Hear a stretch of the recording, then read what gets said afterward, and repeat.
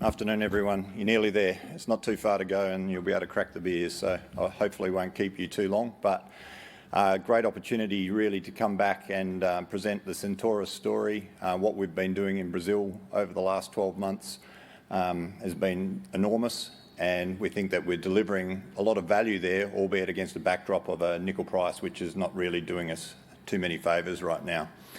That will change. We're very confident on that, and I think the other side of that is we're very, very confident on our own project being able to compete in a market which is now being dominated by the Indonesian nickel supply. So we'll talk to that in a little bit more detail as we go through the presentation. Centaurus has been in Brazil for 15 years, and that 15 years has given us an enormous advantage in country. We've been able to build a really good asset base there.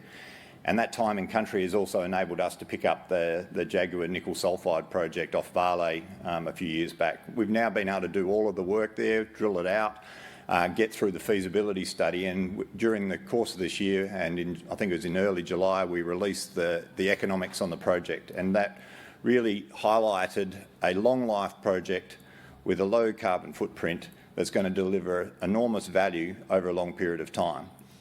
The key aspect of that has been our low operating cost. It had been extremely important for us to be able to demonstrate that we are not the same as all of the nickel producers that are operating in Australia. We needed to show that we could compete with the Indonesian market, and what they're doing from a supply point of view is obviously keeping nickel prices depressed at this point. At $3.60 a pound or just under, we're going to have lowest quartile operating costs, which means that we will be able to compete in the market at all points in the cycle once we're operational. So when you combine that with the fact that we've got a feasibility that's delivering near on $1 billion of post-tax NPV on an 18-year project, we feel like we're in very good shape. So there's a lot of work that we're still doing now. We're getting through a funding process to bring this project to fruition. We've got to finish the approvals process, but we're well on track in relation to that. We're also building out a pipeline of projects. So in that regard, we're working a copper gold project in the same region where the nickel project is, in the Carajás mineral province of northern Brazil, called Boi Novo. We've had some early drill success there, albeit it's a greenfields project, and we'll talk to that in some respects. And we have a legacy asset in that Jambrero iron ore project, and there's some interesting things that are going on in the market as the majors are looking for higher grade, low impurity iron ore that's allowing that project to come back and actually have another look at getting up and running.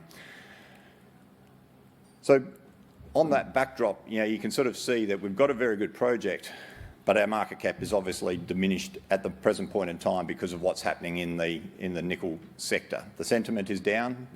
We can't hide from that, but we know that we've probably got one of the best undeveloped nickel sulphide projects globally. We've got the team of people, we've got the board of people to be able to bring this project to fruition. We've got great coverage, we've got a great shareholder base. So all of the pieces are there, and we see that there's enormous value add that can come from the development of Jaguar. Looking at Brazil, obviously a long way away from Melbourne, but for us it's a fantastic place to operate. It's got a very sound tenement system. It's got a very good tax system for us in that we are in a region of Brazil where we have some tax incentive there that will deliver us a 15% tax rate for the life of the project. We have a royalty system that encourages community participation in the projects, creation of jobs in the regions, and that's getting us good support, very good social licence to operate where we are. But I think that probably the biggest thing there, which is it's not the reason we went to Brazil, but having a grid power system based off hydro sources not only delivers you very low cost power, but also very low emission power. So the combination of those two things are hugely advantageous for us as we're looking to bring this project on stream, and I will hype on that a little bit as we go through this because it does have such a big bearing on what we're doing. So just touching more specifically on Jaguar, we're located in the Carajás mineral province of northern Brazil. It is one of the more prolific mineral belts globally. Some of these projects you may have heard of, some of them you may not, but top of screen there is the Salobo copper gold mine that Vale own. It's about 36 million tonnes a year of throughput. It's the biggest copper mine in Brazil. probably the second biggest IOCG deposit behind Olympic Dam in South Australia. In the middle of the screen there's S11D. It's the largest, highest grade single deposit of iron ore that's been mined globally. 66% iron ore, the premium product that Vale produce. On the left-hand portion of that map is their Onça Puma ferro-nickel operations, only 15 kilometres away from where we're looking to build our project. But Vale have already spent $3 billion on that asset, and more recently have been putting in a second rotary kiln there to lift that production rate, and that's probably added another $500 million of investment into that area. Right on the bottom left of the screen is a project called Tucumã, or a Boa Esperança project, just been built by a Canadian listed company called Ero Copper. It's a 4 million tonne per annum copper float plant, about 40 kilometres from where we are, and we're looking to do a 3.5 million tonne nickel float plant. It's very similar. It's basically trying to take a cookie cutter approach and adopt exactly what they've done, where they've been able to deliver a good project for relatively low cost on time within sort of 21, 22 months. It's a great place to be doing a resource project, particularly the ones that we're looking at with Jaguar. You can see from the topo that we're really dealing in farmland. It's really cattle grazing country, so we're not really impacting on any local communities. I've touched on a fair bit of this, but just to highlight, on the bottom right there is Ero Copper's copper float plant. I was there in January. They've now got that operational, so that's very close to where we are, and that's exactly what we want to do. Vila do Conde port, the hydro dams that are in Brazil, all of that infrastructure really plays into what we're trying to do with our project, and it is hugely advantageous looking to get a project up and running in Brazil. From a feasibility study perspective, few key points to pull out of this. Very large resource, very low operating cost in the first quartile. Capital cost is very, very manageable for a company of our size, and those overall returns are really strong. As I said previously, just under $1 billion post-tax MPV, over $3 billion of post-tax cash flow over the 18-year mine life, so it works out to be about $180 million a year free cash flow. So if we can get that up and running, that's obviously a very good project for a company that's got a market cap of only $200 million. So this is the resource. This is how it's grown over time. We picked up this project late 2019. We've drilled about 200,000 metres of diamond core drilling ourselves. We combined that with the 50,000 metres of diamond core drilling that was in this project at the point in time when we acquired it, and it's a very well defined deposit now, and we've been able to lift that resource to over 1.2 million tonnes of contained nickel metal. The yellow bar there is showing the component that is in the measured and indicated category, so we've got a very high confidence in the resource. From an operating cost point of view, I said $3.60 a pound. That's a very, very good operating margin, even at today's nickel prices. So we were running this out at about $19,000 per tonne. Even today at around $16,000 a tonne, we're probably making around $4,000 a tonne margin on this project.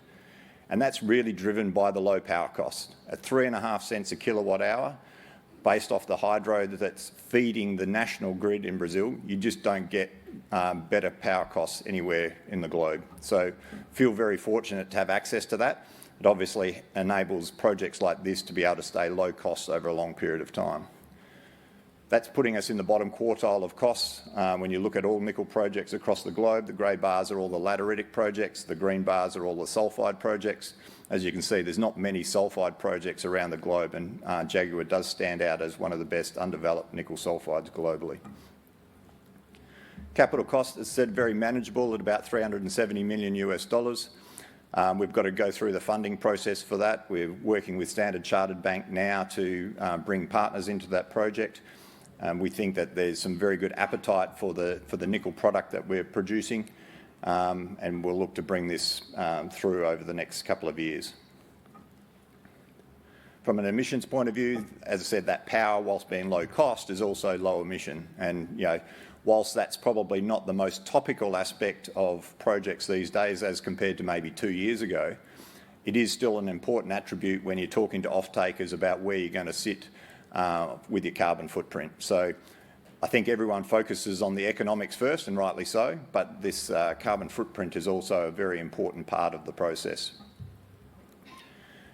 Some of the resource that we have is very high grade, and so with that now, whilst we're going through this partnering process, we're doing a little bit of value engineering, and that's going to have potential changes to the mine plan, which will allow us to maybe bring forward lower strip ratio material at the front end of the project, potentially allow us to lift the production rate in the early parts of the project life. You can sort of see there's over 8 million tonnes there, sort of sitting at 1.5% in the top 100 metres. So if we can access some of that material early on in the project life, then we're going to give ourselves a very good kick start and hopefully get that payback period right down. Some of the other things we're doing are looking at the underground. This feasibility study that we completed was just in relation to open pits. That gave us a reserve of 460,000 tonnes of nickel out of that 1.2 million. There's another large portion of that overall resource that's sitting underneath the pit that we think we'll be able to get to at some point in time. We don't need to obviously drill it out right now, but it still has a lot of opportunity. We're also doing some things on the process flow sheet to maybe increase the grade of the nickel concentrate to try to look to reduce the freight costs associated with moving the concentrate, and that could have some significant benefits to us from a operating cost perspective. So we'll get through all of those things over the next few months, hopefully make a decision, investment decision by the middle of next year, get into construction in the second half of next year, and then have approximately a 2-year build to be able to bring the project on stream. So that's Jaguar. Quickly touch on Boy Novo. Again, just the map to reorientate yourself. Still the Carajás Mineral Province. We're now looking to the right of screen there. That project's about 35 kilometres outside of the city of Parauapebas. Parauapebas is the hub of the Carajás. It's about 250,000 people. All of the mining service providers are based there. Importantly, BHP has a small copper float plant about 20 kilometres from this project. So with us drilling this out, whilst it's early days, we are seeing some nice mineralisation. The project doesn't need to be massive to be economic because of having that processing plant so close. So we're doing the work on that basis. There's some breccia-hosted mineralisation that we've hit, including this 9 metres at 1.5% copper. We've also hit wide zones of disseminated sulphides, 80-metre wide zones, which we don't have the assays back for as yet, but which should come through over the next 3 or 4 weeks. So that's really exciting for us to be able to find early stage projects like this, put our exploration team to work and continue to build the pipeline of assets that sit behind Jaguar inside the portfolio that Centaurus has in Brazil. And finally, just looking at Jambrero, it was the project that we first went to Brazil on. We did everything to get this project up and running sort of back in 2012, 2013. It's sat idle for quite a while, but now there's a really strong push by the majors to look at us producing direct reduction pellet feed material, which can then be fed into electric arc furnaces. So whilst we were looking at a different product previously, the fact that we can produce a direct reduction pellet feed material has, I guess, a few people excited, and we're looking at how do we extract value out of that. So we're doing a little bit of work now. We've done some test work to show that we can produce DR pellet feed material. It's got a reserve on it already back from when we looked at it before, and we're going through a licence renewal process now. So it's a little bit of watch this space. When we last studied it, it had an NPV of about $150 million at a $75 a tonne iron ore price. The iron ore price today is $100 a tonne. You'd get a premium for your direct reduction pellet feed material. So we think that the economics on that could improve quite significantly, and it is a little bit of a sleeper. Make no mistake, for us, the focus is on the Jaguar nickel project, but we do have a pipeline of assets there in Brazil, and we're able to leverage off our knowledge in country to be able to bring these things through to fruition. So there's a long-term focus there. I guess I just keep harping back to the value of that project as it stood out of the feasibility study at just shy of $1 billion post-tax NPV against a market cap of maybe $200 million.